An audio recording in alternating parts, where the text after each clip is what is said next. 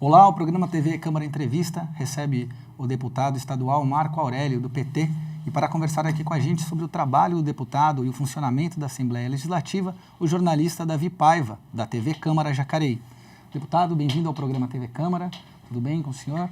Tudo bem, obrigado. Agradecer a presença também do Davi. Obrigado. Deputado, para a gente começar o nosso programa, gostaria que o senhor contasse para a gente como tem sido a sua experiência como deputado estadual na Assembleia Legislativa do Estado de São Paulo. Bom, primeiro eu quero agradecer o espaço, o convite para nós estarmos aqui. É uma alegria, através desse canal, poder falar com tanta gente, né? E parabenizar a Câmara Municipal por disponibilizar esse instrumento de comunicação. Quando as pessoas perguntam para mim, aí, como é que é? Diferente de ser deputado estadual, está sendo bom, não está? Eu estou achando fantástico, porque é o seguinte, quando você é prefeito, no meu caso, eu fui vereador, prefeito e agora deputado estadual. Então, minha última experiência foi de prefeito. Me dediquei bastante pela cidade de Jacareí. Agora, o foco era a cidade de Jacareí. Então, quando você deixa de ser prefeito para ser deputado, você acaba ampliando muito a sua visão. Porque você está tratando de educação, daqui a pouquinho vem sistema penitenciário, daqui a pouquinho vem quilombola, prefeitura do litoral, depois prefeitura do interior. Quer dizer, os assuntos, né, são muito amplos. Isso faz com que você amplie a sua visão sobre a questão da sociedade paulista. Então, para mim, está sendo uma riqueza muito grande, que, evidentemente, só posso agradecer à população que me deu essa oportunidade de, enquanto deputado, fazer essa experiência.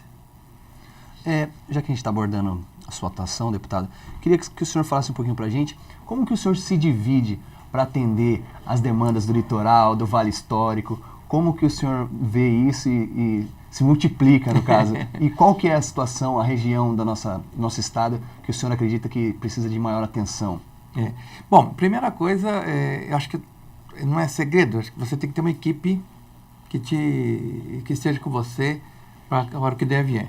Então, eu sou muito grato à minha equipe de trabalho. Nós temos uma equipe em São Paulo, uma equipe fixa em São Paulo, uma equipe fixa em Jacareí e uma equipe que anda por várias cidades da nossa região.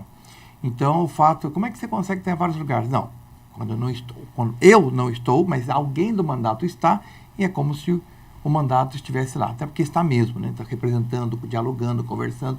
Então, acho que uma das questões é essa. É a equipe que a gente tem, que trabalha de maneira, assim, fantástica. Quanto à questão da região, é claro que o nosso foco maior é a região metropolitana do Vale do Paraíba, né? Eu fui prefeito de Jacareí, tem uma inserção aqui no Vale. Então, é o Vale, incluído o Vale Histórico, o Litoral Norte, região das montanhas. Agora, nós estamos ampliando um pouco nossa atuação na região Bragantina e na Grande São Paulo. Mas, naturalmente, foram vereadores ou prefeitos que esteve no gabinete, nos pediu a presença. Estive fazendo uma audiência pública em Joanópolis, né, sobre o problema da segurança lá, estava muito grave. Fizemos uma audiência pública lá, melhorou a questão da segurança. Então, também a gente tem que estar sensível às buscas, né, pessoas que nos procuram, e aí você vê que estão sem alguém que possa lhe dar atenção, aí eu procuro dar essa atenção que eles precisam. Então, o mandato foca Vale do Paraíba e agora entrando em outras regiões também. Deputado, a gente hoje vive a criação da região metropolitana, né, que engloba aí o Vale do Paraíba, o Litoral Norte e a Serra da Mantiqueira. Então, a gente pode dizer, o senhor tem uma atuação que é regional, mas também tem uma atuação que é temática. Alguns temas que ultrapassam a região. Um deles, por exemplo, o senhor tem uma atuação muito forte com a questão da segurança pública, sistema prisional. Existe essa diferença entre uma atuação regional e a atuação temática? Como equilibrar essas duas intervenções como deputado? É que na Assembleia, quando você entra, você pode fazer parte de algumas comissões. Tem comissão da saúde, da educação, da segurança, direitos humanos. E pela minha formação cristã, a questão dos direitos humanos sempre me puxou muito. Então eu pedi para fazer parte da Comissão de Direitos Humanos. Falei, essa é a comissão que eu quero. Depois que eu fui atendido, falei, olha, mas tem a Comissão de Segurança também. Tem uma vaga e tal. Eu vou na Comissão de Segurança, né? Até porque Segurança e Direitos Humanos acabam se entrelaçando. E acabei entrando também na Comissão de Segurança. Então, é mais por uma divisão temática da Assembleia Legislativa, porque você tem que participar de algumas comissões para você conversar especificamente sobre aquele assunto. Então, eu estou nessas duas comissões. Tem outros que eu participo esporadicamente, como suplente, ou quando falta o deputado, e a gente vai, que é saúde, educação, mas mais mesmo é direitos humanos e segurança. E com relação à região, antes de eu entrar como deputado, ou então o deputado Carlinhos Almeida já tinha uma atuação grande na luta pela implantação da região metropolitana. Quando eu entrei, nós continuamos essa luta. E, um ano depois, conseguimos aprovar na Assembleia a criação da região metropolitana. Portanto, aqui agora é oficialmente região metropolitana do Vale do Paraíba, né? Um ganho porque permite uma articulação entre os prefeitos, entre problemas que não são exclusivos de uma cidade, a transposição do rio, questão do lixo, questão da saúde, tem questões que se apoiam na questão do município. E nós podemos tratar desses assuntos na região metropolitana, né? Então, eu diria para você que dá tranquilamente para você ter assuntos temáticos, como segurança e direitos humanos, e uma atuação regional, no caso, região metropolitana Vale do Paraíba. Deputado, de forma assim efetiva, o que vai mudar agora para esses municípios o fato de estarmos integrados numa região metropolitana? Isso vai trazer alguma diferença em relação a orçamento ou políticas? A gente sabe que na segurança pública, né, é uma questão que afeta muitas cidades do Vale, muitas cidades têm índices de violência altos, estatísticas, assim. Isso, pensar essa região como uma região conjunta, integrada, até pensar isso de forma suprapartidária, independentemente dos partidos, isso de fato, lá na vida do cidadão comum, isso vai transformar a sociedade aqui do Vale, da região metropolitana? Vai transformar, mas vai levar um certo tempo, né? Entre a data da criação da região metropolitana e o cidadão perceber essa atuação, vai levar um certo tempo. Por quê? Primeiro que tem que mudar uma cultura política, né? Nós conseguimos, depois de 10 anos, a criação da região metropolitana, mas, para mim, o governo do Estado ainda não conseguiu incorporar o que é uma região metropolitana. Então, quando você tem a reunião do Conselho de Prefeitos, ao invés do Conselho ouvir dos prefeitos qual é a pauta, vem uma pauta pronta do governo do Estado. Então, a região metropolitana não se presta a ser uma extensão do governo do Estado. Segundo ponto, já aconteceu mais de uma vez do próprio governador ir na reunião, e aí ele faz anúncio de obras e tal, e aquilo ali não é para isso, né?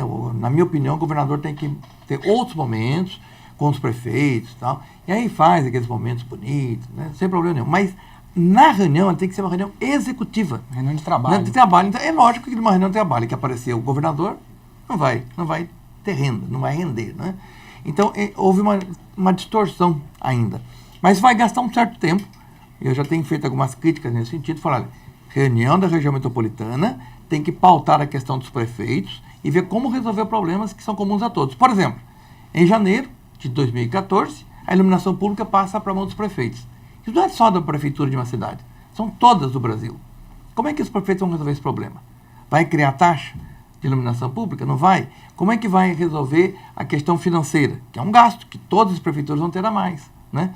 Mas isso não foi pautado na região metropolitana. Então, vai gastar um tempo... Temos 2 meses para que isso aconteça.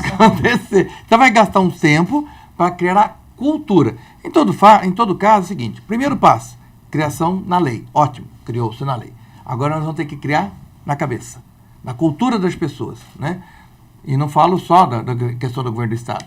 Também prefeitos e vereadores têm que também pensar metropolitanamente, né? Porque a pessoa não pode mais fazer a gestão da sua cidade ignorando a cidade vizinha. Você não pode pensar assim, na minha cidade eu não preciso fazer controle de dengue. Claro que precisa. Porque além de ser uma questão da tua cidade, afetar a cidade vizinha. Não preciso da minha cidade ter problema na questão ambiental aqui, pode fazer o que quiser. Não pode, porque a poluição que você causar aqui vai afetar também ao vizinho. Então, é mudança de cultura. O rio que passa aqui vai passa passar lá. Né? Quer dizer, mas isso gasta-se um certo tempo. Por isso que vai ter uma certa distância ainda para chegar concretamente no cidadão comum. Mas vai chegar. Vai chegar. Porque quando você não aprende pelo amor, aprende pela dor. Né? Pelo amor é o seguinte, está consciente que tem que se discutir regionalmente e vamos buscar a solução. Pela dor, cansou de buscar a solução individual, viu que não tem solução, vai ser obrigado a dar a mão para os outros. Então, vai ter que aprender, vai. Deputado, e aqui na nossa região, qual o senhor diria que é a área mais carente da nossa região que a gente precisa melhorar e que o senhor está concentrando seus trabalhos? E com relação ao governo do Estado, como que o governo está também trabalhando em parceria para estar ajudando a sanar esses problemas? Bom, primeiro que a nossa região é muito rica, né?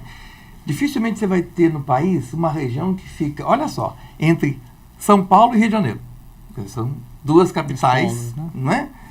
De extrema importância para o país. Segundo, é uma região que faz limite com o sul de Minas e faz limite com o litoral norte, que tem porto.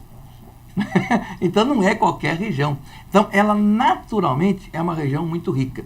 Ela precisa ter uma atenção política maior da parte do governo do Estado de São Paulo, e o governo do Estado de São Paulo tem o dever de fazer uma articulação política também com os entes, que é os prefeitos e os vereadores, para que em conjunto possam dar soluções. Por exemplo, hoje se fala em transposição do Rio Paraíba, né? Nós temos que discutir isso com muita maturidade. Não vamos fechar nossos olhos para um problema de água na Grande São Paulo, mas nós não podemos dificultar o fornecimento de água na nossa região, né? Outra questão da mobilidade, né? Quer dizer, você tem a Via Dutra, que já se transformou em avenida em alguns pontos, e você tem as laterais da rodovia Presidente Dutra, que ao ser feita a concessão na época do governo Fernando Henrique Cardoso, foi colocada como obrigação, mas até hoje não foram feitas, né? E você precisa ter mobilidade. Tem questão do trem de alta velocidade, que vai ser feito do governo do Estado em parceria de cronologia com o governo federal, que vai fazer também, aliás, o governo do Estado é o VLT e o governo federal o TAV, trem de alta velocidade. Pegando Campinas, São Paulo, Rio de Janeiro, que é o do governo federal, e o outro pegando São Paulo até Taubaté, Aparecida, né? mais focado em passageiros. Então a mobilidade, eu vejo que é um dos grandes desafios da nossa região. Então, primeira coisa, questão política. Fortalecer essa importância política e dar atenção, ter orçamento na região metropolitana. Segunda questão da mobilidade. Terceira questão do meio ambiente. A água, preservar a água. E a quarta questão, que são duas questões que aí não é só da nossa região, que é segurança e saúde, né? Eu vejo que no estado de São Paulo inteiro, a questão da saúde e da segurança está sendo aí um clamor muito grande da população. Deputado, o senhor falou da questão da segurança. O Vale do Paraíba, ele, já havia falado antes, é uma região que, pelo menos a sensação de insegurança é muito grande, né? A gente tem os índices. Como é que é o papel do deputado? Como é que um deputado, e muitas vezes a gente que está aqui na Câmara, a gente vê a população cobra das autoridades, né? Cobra às vezes do vereador, cobra às vezes do prefeito. E parece que está claro que isso é uma questão que precisa de um conjunto de ações que podem passar por todos os níveis, né? Do legislativo, do executivo. Como é que o senhor vê hoje o enfrentamento da questão da segurança no Vale do Paraíba? Eu não vou focar a questão do Vale do Paraíba, vou colocar o estado de São Paulo, né? É bom lembrar, quem está nos assistindo, que segurança pública, pela Constituição, é dever e obrigação do governo do Estado. Então o município tem suas obrigações, o Estado tem algumas obrigações e o governo federal tem outras obrigações. Mas segurança está lá na Constituição, é governo do Estado. E aí eu vou colocar a minha opinião, muito pessoal. Eu acho que um governo que está há 20 anos governando o Estado de São Paulo e hoje enfrenta os problemas que enfrenta, dificilmente vai ter algo para propor. Não vejo, né? Porque você vê, o salário dos delegados é um dos piores do país. O Estado de São Paulo é o 26º pior salário de delegado do Brasil. Portanto, perde quase todos os estados brasileiros. A corporação militar tem uma defasagem muito grande de pessoas e de um plano de carreira decente. E para piorar a situação, o que o governo do estado fez? Colocou a operação delegada. Ou seja, um policial militar que é para trabalhar 12 por 36, ele, na hora que era para estar em descanso, para se recuperar psicologicamente, ele vai fazer o bico, que é um bico, para ganhar dinheiro da prefeitura. Então, eu acho que para quem está no governo há 20 anos, tem o problema que tem do crime organizado, que vem das grandes prisões comandando, né, o Estado, eu acho que tem pouca novidade. Então, uma mudança grande no Estado de São Paulo, fazendo com que você tenha políticas de combate à corrupção interna, de aumento do sistema prisional, para que você não tenha superlotações, de você separar os presos altamente periculosos dos presos de baixa periculosidade. Você não pode colocar alguém que roubou um bombom junto com alguém que roubou um banco, sequestrou um banco, né? Quarto, dar assistência aos presos, porque a falta de assistência aos presos faz com que ele fique refém do PCC. Então, às vezes, a pessoa entra lá, mas não tem um sabonete para tomar banho, não tem uma escova de dente, não tem uma toalha. Se a família não levar, ele pega de quem? Pega do crime organizado. Só que isso tem uma fatura. E quando ele sai, tem que pagar a fatura. Então, o crime se retroalimenta pelo próprio sistema que o Estado está colocando, né? Então, você tem que investir para que o preso que queira se recuperar, ele tenha condições de não ficar na mão do crime organizado, como acontece hoje no estado de São Paulo, né? Então tem uma N ações que podem ser feitas, que 20 anos ainda não foi feito. Eu particularmente não acredito que o governo atual possa responder essa questão. Deputado, para a gente encerrar esse bloco, a função do Estado seria recuperar, então, essas pessoas, né? Quando a pessoa vai para o sistema prisional, reeducando. O senhor acha que a gente falha, a sociedade está falhando, independente de governos, nós estamos falhando no sentido de recuperar. Por mais que estamos criando, a gente sempre vê que criam novos presídios, novas unidades prisionais, mas a gente não está conseguindo fechar a fábrica que produz a criminalidade? Sim, tem essa questão da fábrica, mas acontece o seguinte, o sistema prisional, ele tem 3 funções. Primeiro, é retirar da sociedade aquele que não consegue conviver com as demais pessoas. Não dá para você, uma pessoa de bem, ter ao seu lado uma pessoa que é uma ameaça a você. Não pode. Então, essa pessoa tem que sair da sociedade. Primeira função. Segunda função é fazer com que ele tenha algum tipo de pena, seja penalizado, né, entre aspas, castigado, vamos dizer assim, por ter feito algo que a sociedade reprova. Então, alguém que matou alguém, fez um ato ilícito, ele, ao perder a liberdade, a perda da liberdade é o castigo que lhe é imposto por não ter feito as regras que a sociedade lhe solicitava. E o terceiro ponto é recuperar para voltar à sociedade. E esse terceiro ponto o Estado de São Paulo não faz. Quer dizer, a recuperação não se faz. E aí, quando o governador é questionado, o que ele coloca? Ele foge do assunto e quer colocar na pauta a questão da maioridade. Não tem nada a ver com a maioridade penal. Nada a ver. A questão é a recuperação. E por que você não recupera? Pelos motivos que eu já expus. Além disso, a superlotação, né? E eu fui visitar algumas cadeias. É 3 para 1. Cadeia que cabe 500 e 1.500. Cadeia que cabe 800 tem 2.400. É 3 para 1. E outra coisa. O sistema judiciário aqui no estado de São Paulo, a lentidão dele, faz com que algumas pessoas que estão no semiaberto já deveriam estar fora. Mas porque é lento o sistema judiciário, então ele não está fora.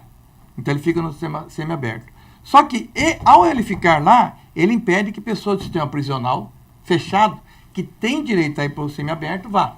Então ele fica no sistema prisional para estar no semiaberto. Mas quem está no CDP tinha que ir para o sistema prisional. Mas ele não vai porque não tem vaga no sistema prisional. E quem está em cadeia pública, que tem que ir para o CDP, não consegue ir porque não tem vaga no CDP. Então você tem um problema em cadeia, né? Então, o Estado de São Paulo falha nesse sentido. E aí, fazer a discussão em cima de mudança de lei não leva a nada, né? O Estado de São Paulo ele tem que investir nessa questão da recuperação do preço e investir também na nova cultura da sociedade. Porque tem muita gente que às vezes acha que não tem que fazer o quanto pior, melhor para o preso. Então, eu vou dizer uma coisa. Se você quer segurança para você, tirando a questão humana, do ponto de vista do egoísmo, torça para o preso se recuperar. Porque quando ele estiver na rua, ele recuperado não vai te ameaçar. Mas se ele não estiver recuperado, será uma ameaça a você. E isso estou dizendo do ponto de vista do egoísmo. Não estou nem entrando ainda em direitos humanos e muito menos no cristianismo. Só quem é egoísta devia torcer para o preso se recuperar. Bom, este é o programa TV Câmara Entrevista, recebendo hoje aqui o deputado estadual Marco Aurélio, do Partido dos Trabalhadores, e o jornalista Davi Paiva, da TV Câmara. Vamos para o intervalo e já voltamos em breve.